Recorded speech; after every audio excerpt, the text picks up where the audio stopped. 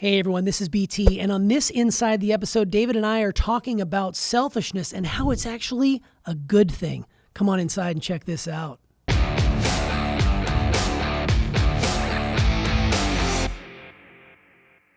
I'm just like you. Most of us were taught that it's not okay to be selfish. We learned that in kindergarten, 100%. But we are now diving into and looking at a different perspective, which this episode was full of it. So can you first of all recap for the audience how selfishness is a good thing? I think we start there. Yeah. So, the idea is that at some point, so let me just preface this. In our youth, if we don't have somebody really let us know how important we are, and without being arrogant, right? Because it's not about arrogance. It's not about overimportance or narcissism. It's about letting a child know that they're important. They need to take care of themselves, their desires, their wants, the thing that they want to do in life.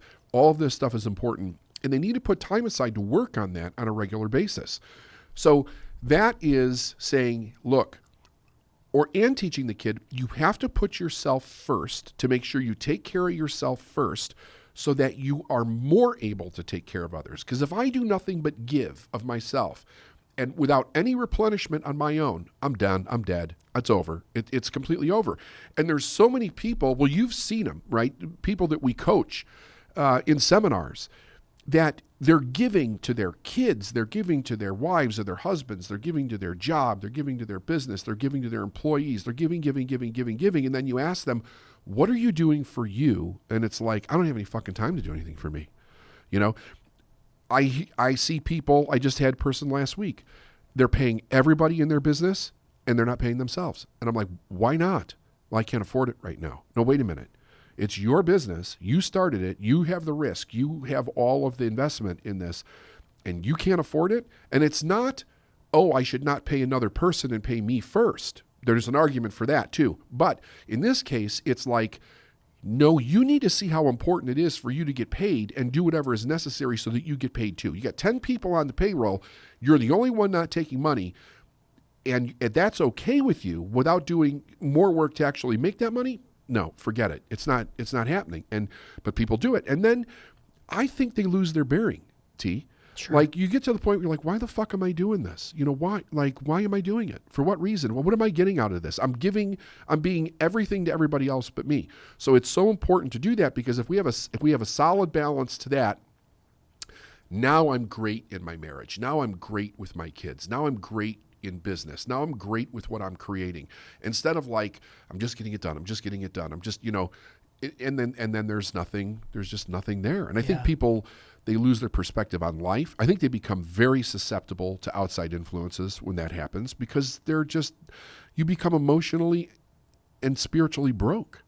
Sure. Well, and you're going against, like past programming about worthiness. I mean, this all comes down to a worthiness issue. Like if you don't pay yourself and your business first, now I understand you have an obligation to people in a way to, you hired them, so you're going to want to pay them, but you should pay yourself first in that, you're going to find a way to make the money for yourself and for them as well. So it's a win-win, as opposed to everybody else eats first and I'll eat the table scraps. There's nothing left for you. Nothing left at the end of the day. And that's no way to live. I mean, that is not. It's not a comfortable situation. Nope. So, you are worth it. Obviously, charge for what you're worth, pay yourself first. I mean, that's Nagel 101 right there. And it's okay to what you want. I think a lot of times we struggle with, well, I don't want too much. What will people think? Right. So you're externally projecting what people might think of you, when in the reality is you just don't feel good enough about yourself. Self-esteem, self-worth, all this stuff comes into play with that programming. And that was something you were taught, right? I mean, that 100%. was not something you... And here's the thing, like unconsciously, I think we think, I'm supposed to be getting from this. Like I'm supposed to be feeling good or something. I should be getting something for giving this to all these people, but because that was the value. But nobody ever explained the value. It was just give to everybody else first, do for them more than you do for yourself. And I think it's twisted. Like I said in the podcast, I think it's twisted out of religion. I think it's twisted based out of different philosophies. I don't think it's good anywhere. Yes, we want to treat our brothers and sisters as we would treat ourselves, but not better than we would treat ourselves, right? Sure. It's not less, Yeah. but not better. It just doesn't make any sense. It's self-abuse. Yeah, the whole do unto others. Yes, we get that. We're not saying that it's bad to, think of others and be considerate, but at the Right. same time, take care of your own as well. Take care of 100%. yourself first. I mean, I think I've said this on the podcast before. It reminds me of the safety videos before your pre-flight on an airplane. You can't do your child any service if you put the mask on them first without taking care of your own oxygen. Right. Take care of yourself first, and then you can take care of others after that. Right. Yeah. Well, you talked about telling people no as it relates to this. Yes. And that's difficult for someone like myself and other people. It seems like you're always wanting to say yes. The idea behind that is if it's not working for you, it's not working for anybody. So how does a person learn that if they're always quick to say yes without even really thinking about it, they just say yes over and over and over again? So the question is, why are they saying yes? That's the question. What is it that they're not like, why am I saying yes to coming over and cutting your grass or loaning you some money or watching your kids? What is the underlying reason that you're doing this for? And usually it's because people don't want them to leave. There's this whole abandonment issue thing, because when it's like I feel sometimes like I'm beating a dead horse with this, but it's so true, and people need to know this. A lot of our behavior comes from the idea that at one time, if we did not go along to get along, we would die, right? Infants are susceptible to death. It's inevitable if the parents leave. So there has to be a communication that goes back and forth. The parents are in charge, though. They have the power. So the kid is conforming and watching to what's going on in order to get its needs met, right? But at some point, what ends up happening is that the parents will change it to how they view the world. Now, the kid conforms. So if all of a sudden mom is like, you put everybody else first, stop being so selfish, give this to your sister, you don't deserve this, whatever. Like, we see this kind of stuff happen all the time. Sure. Forget whatever the reason is or the dysfunction behind it. The kid doesn't want to lose mom's attention. The kid doesn't want to lose its rank in the sibling, hierarchy. They conform. But then it develops into a lifelong pattern. Put everybody else first. And then you have a person that doesn't know what the hell they want. And they don't know why they're not getting something from it. They don't. Their self-esteem drops as time goes on until they think that they can't have anything. And they really believe that it's not right to want anything. I mean, if you're shamed and guilted because you wanted something when you were a kid, and it's like, you could almost say, who hasn't at some point, the question is, when does it become okay for you to want something? Why Sure. is it inherently wrong for you to want something? And that's what we teach. It runs through the thread of society in a horrible way, a real horrible way. I think we've mentioned this before. Think about this. How many times do you hear the media talk about individuals that are successful and then accuse them of not giving back? My question is always, giving back to what? What they created was something that they gave to society in a massive way. You have somebody that creates a business. The business provides a product or service that betters society. It also has jobs, right? So the person who had the brains and the guts to create the business and be able to maintain it, they're doing something productive in society. What do they have to give back to? They're not taking anything.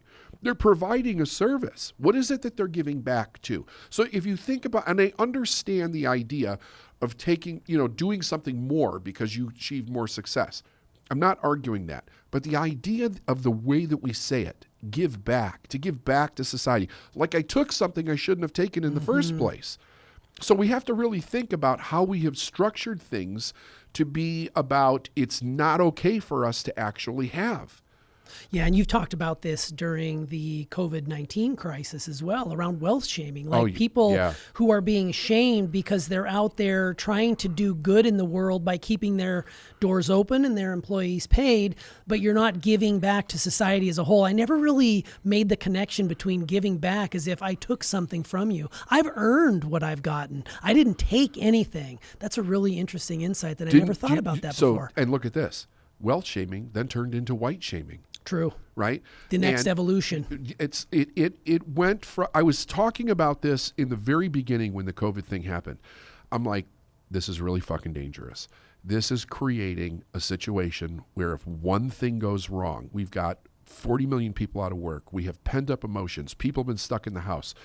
Everybody's sense of the way things are has been shattered, right? It's shattered. It's like the foundation of safety has been shattered around the world. One wrong thing can turn this whole thing into a tinderbox, and then it happens. And here we are. Right? That cop kills George Floyd. Yeah. And boom, it starts going crazy, right? Yeah. And I'm not saying like I just want to keep putting this out there. It was wrong. I'm totally with the idea that it was wrong. All I'm talking about is we're talking about the reaction of individuals and how many people are out there that are coming from a place of being extraordinarily needy, you know, because their world has been totally shattered. Like if I live my life off of the idea that the only way for me to be a solid person or whatever is to give, and with that, even all my ability to give has been gone, my sense of everything is turned upside down, completely upside down. Sure. Yeah, no, that's something else. Let's talk a little bit about boundaries, because you did mention boundaries in here, and you've done that in the past quite often. It's always an appreciated topic, I think, for our listeners, because, you know, there's a lot of people out there who have very loose boundaries, and they want to know how to set those and what that may feel like on their end of things. And there's a way to gracefully set a boundary and be firm in it, and I think that's what you mentioned in there being key, to be firm in that boundary. You can set it, but you got to continue it. There will be people who try to manipulate and push it. You got to maintain it. Got to maintain it. It's your boundary. And we're not taught a lot around boundaries. I mean, you know, don't touch that, don't do this. I mean, we're mentioned, but it's not reinforced in a proper way. So I love how you always say no is a complete sentence, because it's 100% accurate.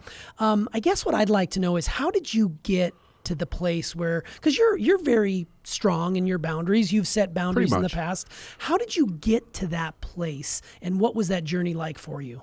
It was a very interesting journey, because I didn't have any at one point in my life, and I didn't realize. So here's the journey. I was raised by a very domineering mother. Okay, my mother owned the house with her anger, with her authority. Like nobody was allowed to have more anger than her. Nobody was allowed to be more upset than her. She was a drama queen, right? But she also was the one that had the boundaries. Nobody was allowed to set a boundary with her. I mean, God forbid you should set a boundary with her. And even as an adult, when I did, it never went well. It just never went well. She never really accepted it. And there were many boundaries that she consistently broke throughout my life. So when I started to become an adult, I realized that a lot of the problems that I was having was because I had weak boundaries with other individuals. And it was hard, it was really hard, because I had to confront the idea that I wanted to be liked and that I wanted to be loved, and that I was afraid that people would leave me. Like, in my mind, my mom and dad left me. They got divorced. My dad went his way. My mom went her way. They were both very busy with their own thing. And while they were there on the periphery, it was not a complete involvement in the teenage years of my life.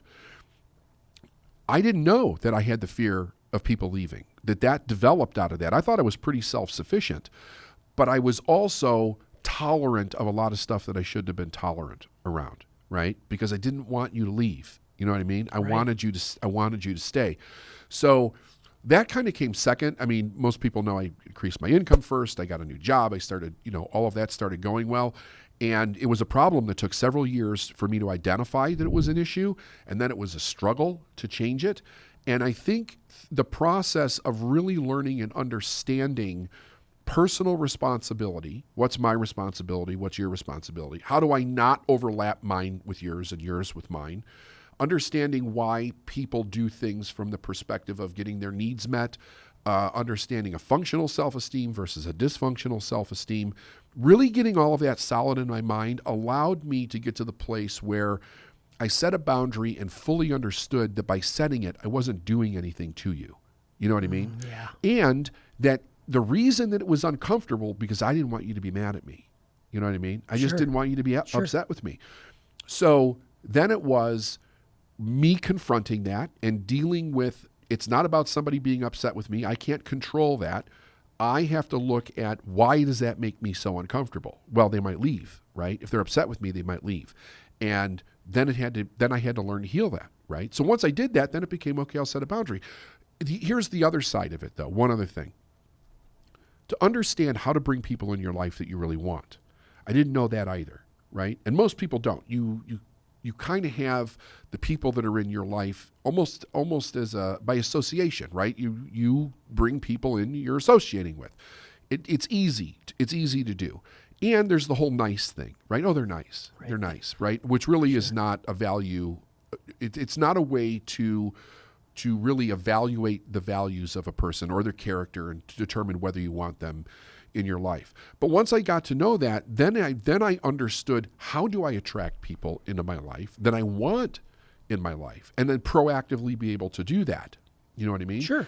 So all of that was, there's a lot there. It took a lot of work for me to do it, but it changed everything once I learned. Yeah, well, and it's not comfortable. There's nothing comfortable about it. The heavens don't open up and a white light shines down on you and says, you have mastered this skill. The first time you do set a boundary, and if you're someone like me who struggles with abandonment, or I hope they like me and I care so much what other people think, it sucks. It actually, having this conversation makes me a little bit like queasy in the stomach, because you've got to be able to speak up. And again, it gets back to being selfish. It gets back to being, this is what I want for me, as opposed to, I want this for everybody else except for me. And I think the big thing about that is that, you have to do it again and again and again before it's going to become the place of it's your default. And I think the awareness part that you were able to come up with, and we're like, I'm making these decisions based on my past programming. I'm no longer going to do that.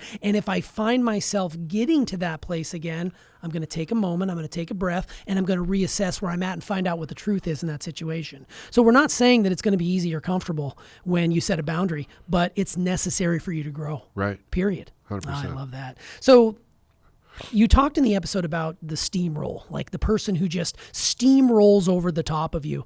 Awareness is big here, knowing that it's happening to you. But if you want to avoid the steamroll, is it simply is it as simple as saying, being firm in my boundary, or is there something more at work there? Like if you are a person who feels like you're being steamrolled, what do you do about that? So one, you set a boundary. So you look at what the situation is, but you're going to set a boundary with it, because it's not okay for somebody to steamroll you emotionally or bully, right? It's just, It's not okay. But once that's done, because here's the thing, a lot of times when you're dealing with somebody that's a bully, they won't adhere to the boundary. So then it becomes, I need to remove this person from my life. I need to not associate with this individual. And then you have to look at, what is it that caused me to bring somebody into my life that's like this? We have to remember that the whole idea of being insecure on the inside causes us to attract somebody to verify the insecurity. And a bully or somebody who's steamrolling me is going to verify my insecurity, because I'm afraid to say anything to them, right?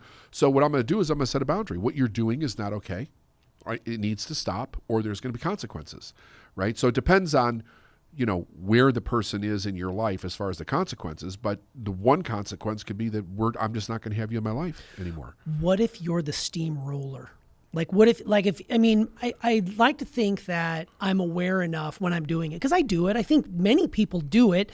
I don't think they're maliciously doing it on purpose, but if I cut someone off in a meeting or I talk over the top of them, I feel like I'm leading with my strong need to be right. So if I'm the steamroller, what are some advice or some strategies you could offer to that person, i.e. me, to be able to move through it? Well, so for instance, you once told me about one of the ideas in your mind is to win.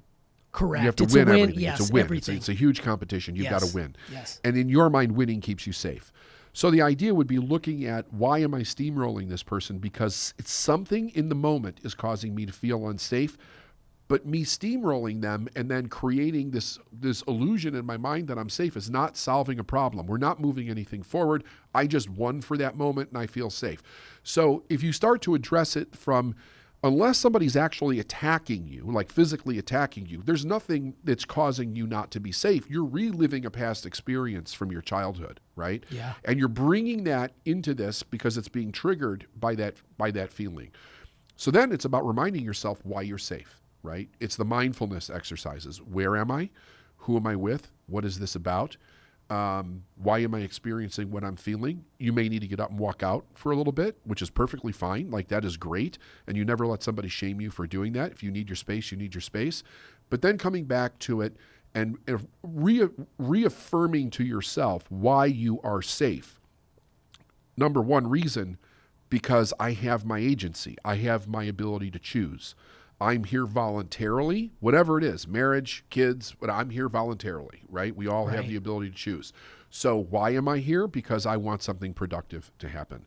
And I'm going to focus on something productive. Now I go back after that and I look at why is it when this person says this or does this, do I feel unsafe? And then looking at the context of what the conversation was, and dealing with that. Maybe it was about money. Maybe it was about management. Maybe it was about you thinking that we're going to stop something makes you feel like you did something wrong, right? Because I know that that's come up for you before. Oh, totally.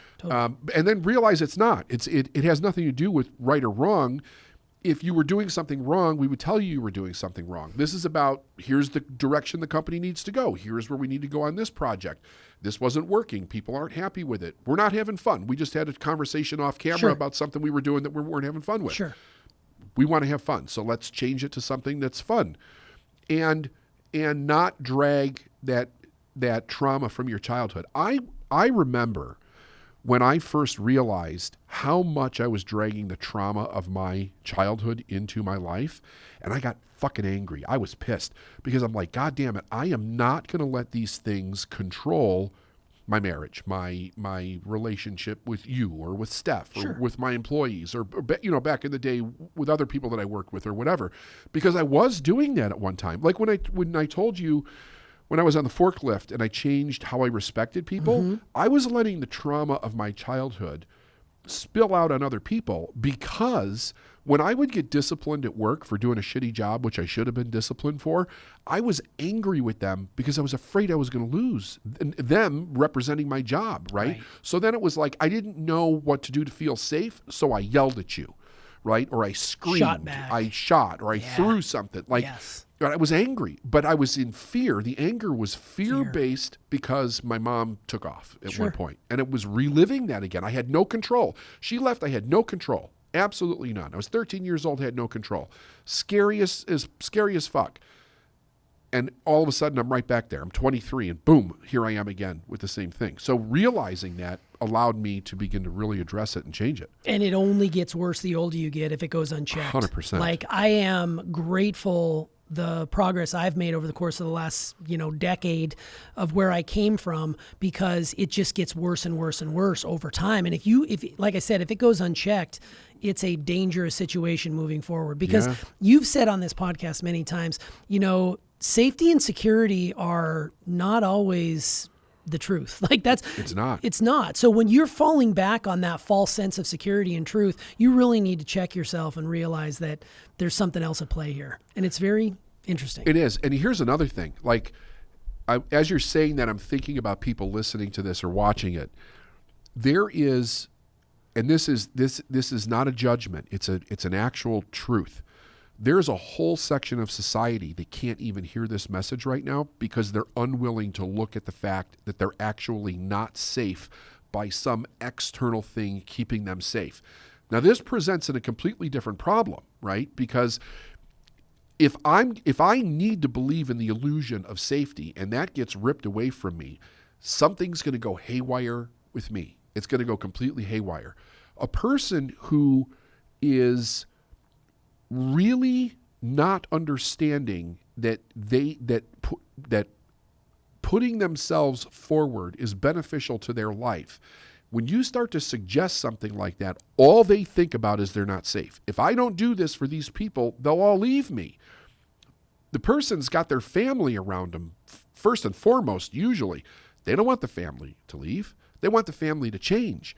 the family's not going to change. They're never going to frickin' change. It just doesn't happen. Not with what we're talking about, because everybody would have to go inside and look at their insecurities. Now occasionally you hear about a family that actually put the work together to change, and I think it's great when that happens.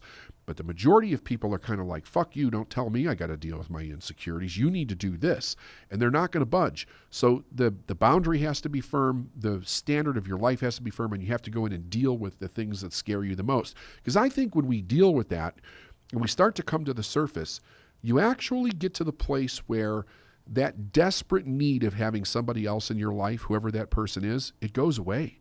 And you're kind of like, okay, if they need to go, I'm fine, because I can get my needs met from other people, and for the most part, I can give a lot of it to myself. Yeah, and that's where the breakthrough is. Like, that's where Totally. you're your own person. You're not living for others, you're living for yourself. And you have to make difficult decisions. Oftentimes you've got to cut people out of your life that were a major part of your childhood, or you hear people talk about having to divorce their parents or any of those other sorts of things. It's not particularly comfortable, but if you want to grow into the person you were destined to become, that may be on the table for you. And it sucks, but guess what? Do you want to grow, or do you want to just stay the same? I think that's what it boils down 100%. to. All right, well, we'll close up with this. You talked on the pod about radical honesty and what we need, desire, and want in life, not what others think we should want. It's what we ourselves want. When a person feels guilt or shame around that, because I think a lot of people may feel, like I said earlier on in the inside, about guilting or shaming for what it is that you truly want, or feeling bad about it in some way.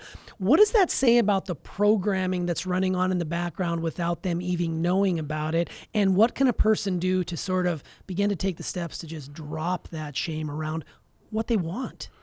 So are you asking the programming about the person that's doing it, or on the receiving end? The receiving end. Yes, the receiving end. Yeah. Yeah, so one of the foundations for discipline with children that we use is guilt and shame. We will guilt them and shame them. You should be ashamed of yourself. Don't you feel bad for hitting your sister? You should feel bad for hitting your sister. So we get people to take on the emotions that we suggest that they should have for some behavior.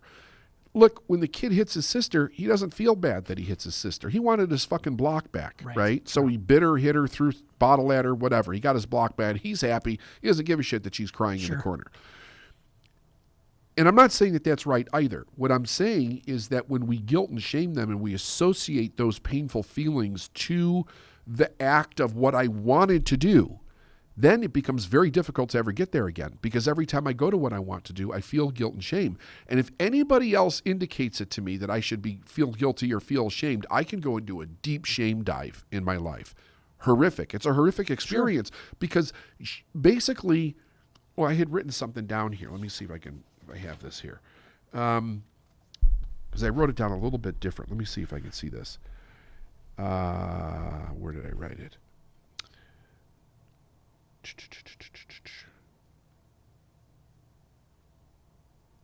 I don't know where it is, but here's basically what it is. Shame is basically saying inherently there's something wrong with me. I'm the thing that's wrong. Right. That's how it was.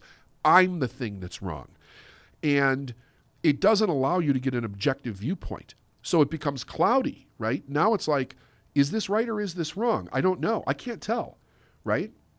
That's a scary place to be. Right. When you can't tell right from wrong because your own internal fog or lens of shame is clouding the ethic around something, that's a scary ass place to be. And you become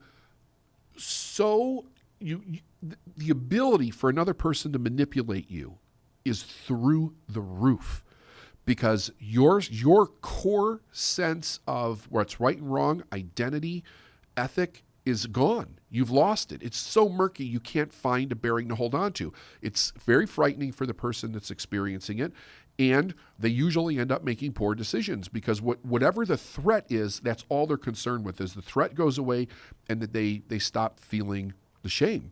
But it can be completely engulfing. So this takes root when a kid is small. Now, if it's just a little bit, it doesn't seem to have major effects on most individuals. But when it gets mixed with any kind of trauma, any kind of abuse, any kind of parent that was dysfunctional, so that could be anywhere from like a person's an alcoholic, or they're toxic, or they're verbally, physically, sexually, financially, spiritually abusive, any of those places. The idea of needing to be right. Dad's got to be the smartest guy in the house. Dad's got to be the wealthiest guy in the house. Mom's got to be the smartest person in the house. She's got to be the wealthiest, whatever. These positions that get held force the kid into a subservient position, which they don't then feel good about themselves, and it exacerbates the shame cycle. And of course, with things like sexual abuse, you get somebody who's sexually abused, and it gets internalized body shame, emotional shame, sense of self-shame. They go out into the world and they become a doormat for everything because they don't think they're worth it. So they can get sucked into anything that's going on. Yeah, it's just amazing how it always comes back to shame and guilt. Like I think you've said it multiple times to me about humans are such a interesting species because they punish themselves over and over and over again for the same misgiving or the same thing. And if we can just find a way to just drop that, doesn't mean we're insensitive to the plight of others. It just means that we're going to take care of ourselves from a standpoint of I'm in control. I get to decide in this moment how I feel. And in doing so, I don't really care about what other people think. I'm doing what's best for me. And that's where selfishness comes into play. Right. And I think if we can come at it from that perspective and understand and maybe put a positive spin on selfishness, we'll be a lot better off moving forward. Right. 100%. Wow. That's great. Well, this has been an excellent episode. I took a lot from it. Good. I greatly appreciate it. Thanks for coming inside. You're welcome. Thank you. Hey, thanks for coming inside. We hope you enjoyed the gift of selfishness, and we hope you do something today for yourself. Ask yourself, what do you want? And we'd love to hear your comments in the thread below. Be sure to ring the bell so you get more content like this. We'll see you on the next one.